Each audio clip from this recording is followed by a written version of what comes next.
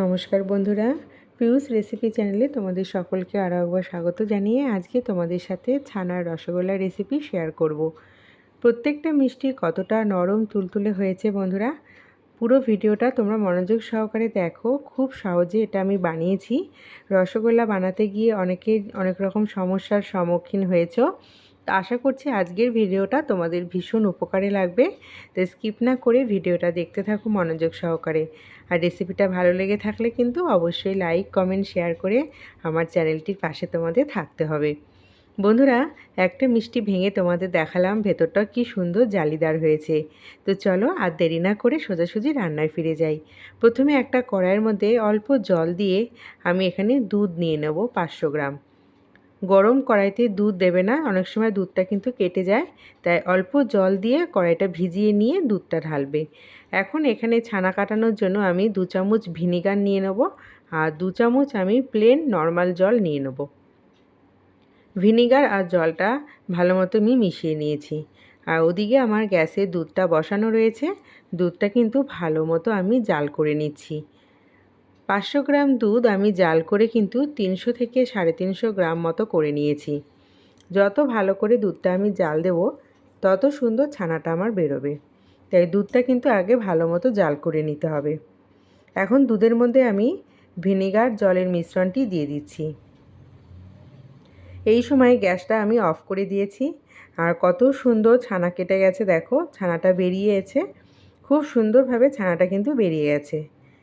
এইভাবে তোমরা ছানা কাটিয়ে নিতে পারো, ভিনিগারের পরিবর্তে লেবুর রসও ব্যবহার করতে পারো। এখন আমি 5 মিনিট মতো রেখে দেবো একটু ঠান্ডা করে নেওয়ার জন্য। এদিকে একটা পাত্রের মধ্যে একটা পরিষ্কার রুমাল নিয়ে নিয়েছি। আর কড়াইয়ের মধ্যে যে ছানার অংশটা রয়েছে আমি পুরোটাই ঢেলে দেবো। আমি যেহেতু ভিনিগার দিয়ে ছানা কাটিয়েছি তাই আমি এই জলটা ফেলে দিয়ে আরও পরিষ্কার জলের মধ্যে ছানাটাকে আমি আরও একবার ধুয়ে নেব। আজকের রেসিপিটা খুব সহজভাবেই তোমাদের সামনে তুলে ধরেছি। এই সহজ পদ্ধতিতে বাড়িতে রসগোল্লা বানিয়ে দেখবে বন্ধুরা, খুব সহজে তোমরা বানাতে পারবে এবং ফেল হওয়ার তো কোনো চান্সই নেই। প্রত্যেকটা রসগোল্লা নরম তুলতুলে হবে, জালিদার হবে এবং স্পঞ্জি হবে। খেতে কিন্তু ভীষণ মজার, কেউ ধরতেই পারবে না তোমরা বাড়িতে তৈরি করেছো। বন্ধুরা, পরিষ্কার জলের মধ্যে আমি ছানাটা ধুয়ে নিয়েছি এবং ভালো মতো ছানা থেকে জলটা বার করে নিয়েছি। একটা প্লেটের মধ্যে আমি ছানাটা এখন নিয়ে নিচ্ছি। এখন ছানাটাকে বেশ 5 থেকে 10 মিনিট মতো হাতের সাহায্যে মেখে নিতে হবে। একদম ভালো মতো নরম করে মাখতে হবে। তালুটার সাহায্যে, হাতের যে তালুটা থাকে ওই তালুটা দিয়ে ঘষে ঘষে ভালো মতো এইভাবে চটকে কিন্তু ভালো মতো মেখে নিতে হবে ছানাটাকে, যাতে ছানার মধ্যে কোনো দানা দানা গুটলি না থাকে, একদম স্মুথ হয়ে যায় এবং নরম হয়ে যায়। ছানাটা যত ভালো এভাবে মাখা হবে বন্ধুরা, রসগোল্লাগুলো ততটাই কিন্তু ফুলবে। আমি এখানে 500 গ্রাম দুধের রসগোল্লা বানিয়েছি। আমার এখানে 5টা রসগোল্লা হয়েছে। তোমরা কিন্তু চাইলে 1 কেজি দুধেরও বানাতে পারবে যদি এই রেসিপিটা পুরোটা মনোযোগ সহকারে দেখো। ভালো মতো আমার মাখা হয়ে গেছে ছানাটা। আর ছানার মধ্যে কিন্তু এখন আমি আর কিচ্ছু মেশাবো না। খুব সুন্দরভাবে ছানাটাকে আমি মেখে নিয়েছি। এখন আমি হাতে তালুর মধ্যে একটুখানি ঘি মাখিয়ে নিলাম। ছোট ছোট বলের আকারে আমি রসগোল্লার শেপ দিয়ে নেব। তার জন্য সমান যাতে বলগুলো হয় তাই 5টা বল আমি আগেই কেটে নিচ্ছি, না হলে কোনোটা কম বেশি হয়ে যেতে পারে। তাই আমি একবারে কিন্তু বলগুলো কেটে নিলাম। এবার শেপ দিতে শুরু করেছি। সুন্দরভাবে গোল পাকিয়ে নিলে কিন্তু একটা রসগোল্লার শেপ চলে আসছে। একটা দিকে খেয়াল রাখতে হবে বন্ধুরা, যেন মিষ্টির গায়ে কোনো রকম ফাটা না থাকে, তাহলে কিন্তু ছানাটাকে আরও ভালোভাবে মেখে নিয়ে তারপরে শেপ দিতে হবে। ফেটে গেলে কিন্তু শিরাতে দেওয়া মাত্রই রসগোল্লাগুলো ফাটতে শুরু করবে। তাই কোনো রকম যেন ফাটা দাগ না থাকে, এই দিকটা কিন্তু আমাদের খেয়াল রাখতে হবে। প্রত্যেকটা রসগোল্লা কিন্তু সুন্দরভাবে শেপ দিয়ে নিয়েছি। এখন শিরা তৈরির পালা।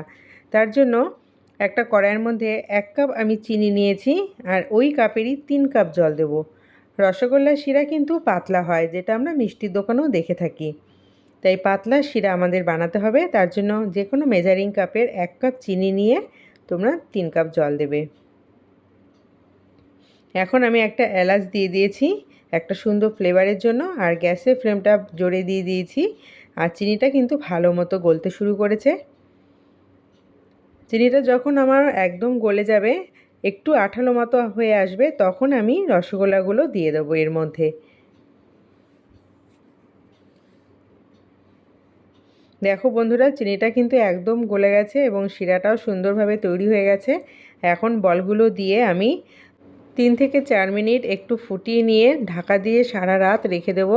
পরের দিন সকালে আমি তোমাদের ঢাকনিটি খুলে দেখাবো আমার মিষ্টিগুলো কতটা সুন্দর সাইজ ফুলেছে এবং কতটা নরম জালিদার হয়েছে এবং স্পঞ্জি হয়েছে। তো বন্ধুরা, এখন গ্যাসটা অফ করে সারা রাতের জন্য আমি রেখে দিচ্ছি। দেখো বন্ধুরা, পরের দিন সকালে মিষ্টিটা তোমাদের সামনে তুলে ধরলাম। প্রত্যেকটা মিষ্টি কিন্তু দুর্দান্ত তৈরি হয়েছে, নরম হয়েছে এবং কেউ বলবে না এটা বাড়ির তৈরি মিষ্টি। সত্যিই বলছি, অসাধারণ খেতে হয়েছে, টেস্টটাও কিন্তু অপূর্ব। এই রকমভাবে মিষ্টি তোমরা বাড়িতে বানিয়ে রাখো, দুর্দান্ত স্বাদ লাগবে খেতে। আর বাড়ির তৈরি মিষ্টি একবার যদি ভালো লেগে যায় বন্ধুরা, আর কিন্তু দোকান থেকে কিনে খেতে হবে না। আর এইভাবে রসগোল্লা বানালে প্রত্যেকটা রসগোল্লা কিন্তু এই রকম ফুলবে এবং এত সুন্দর স্পঞ্জি হবে। আশা করছি আজকের রেসিপিটা তোমাদের ভীষণ ভালো লেগেছে। আর রেসিপি ভালো লেগে থাকলে অবশ্যই লাইক, কমেন্ট, শেয়ার করে চ্যানেলটিকে সাবস্ক্রাইব করে আমার পাশে থেকো। আজকের মতো এখানে বিদায় নিচ্ছি বন্ধুরা, চলে আসবো আবার নতুন একটা রেসিপি নিয়ে। ভালো থেকো, সকলকে ভালো রেখো।